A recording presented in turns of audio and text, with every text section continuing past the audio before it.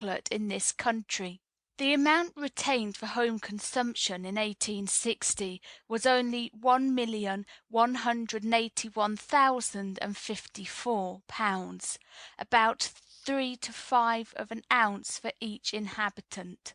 The amount retained for home consumption for the year ending December 31st, 1908, was £93,956,721, over 16 ounces for each inhabitant. Although there was a marked increase in the consumption of tea and coffee during the same period, the ratio of increase fell far below that of cocoa. It is evident that the coming American is going to be less of a tea and coffee drinker and more of a cocoa and chocolate drinker. This is the natural result of a better knowledge of the laws of health and of the food value of a beverage which nourishes the body while it also stimulates the brain. Baron von Liebig, one of the best known writers on dietetics, says, "It is a perfect food, as wholesome as delicious, as beneficent restorer of exhausted power. But its quality must be good, and it must be carefully prepared. It is highly nourishing and easily digested, and is fitted to repair wasted strength, preserve health, and prolong life.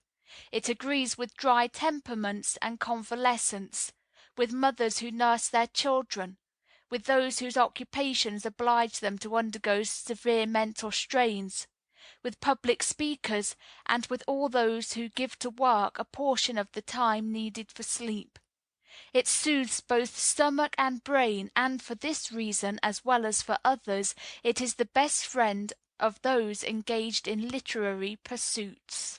M. Brillat-Savarin, in his entertaining and valuable work Physiologie du Gout, says, "Chocolate came over the mountains (from Spain to France) with Anne of Austria, daughter of Philip III. and queen of Louis XIII. The Spanish monks also spread the knowledge of it by the presents they made to their brothers in France. It is well known that Linnaeus called the fruit of the cocoa tree Theobroma, food for the gods. The cause of this emphatic qualification has been sought and attributed by some to the fact that he was extravagantly fond of chocolate, by others to his desire to please his confessor, and by others to his gallantry, a queen having first introduced it into France. The Spanish ladies of the New World, it is said, carried their love for chocolate to such a degree that, not content with partaking of it several times a day, they had it sometimes carried after them to church. This favoring of the senses often drew upon them the censures of the bishop, but the Reverend Father Escobar, whose metaphysics were as subtle as his morality was accommodating, declared formally that a fast was not broken by chocolate prepared with water, thus wire drawing, in favor of his penitents, the ancient adage, liquidum non frangit jejunium.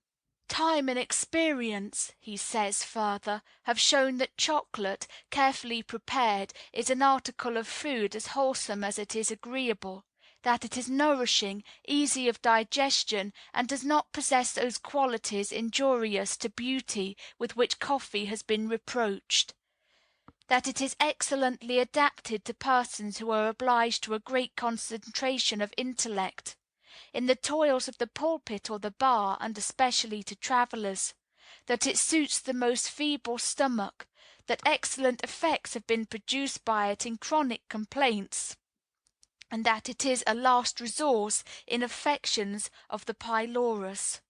Some persons complain of being unable to digest chocolate. Others, on the contrary, pretend that it has no sufficient nourishment, and that the effect disappears too soon. It is probable that the former have only themselves to blame, and that the chocolate which they use is of bad quality or badly made, for good and well made chocolate must suit every stomach which retains the slightest digestive power. In regard to the others, the remedy is an easy one. They should reinforce their breakfast with a pâté, a cutlet, or a kidney, moisten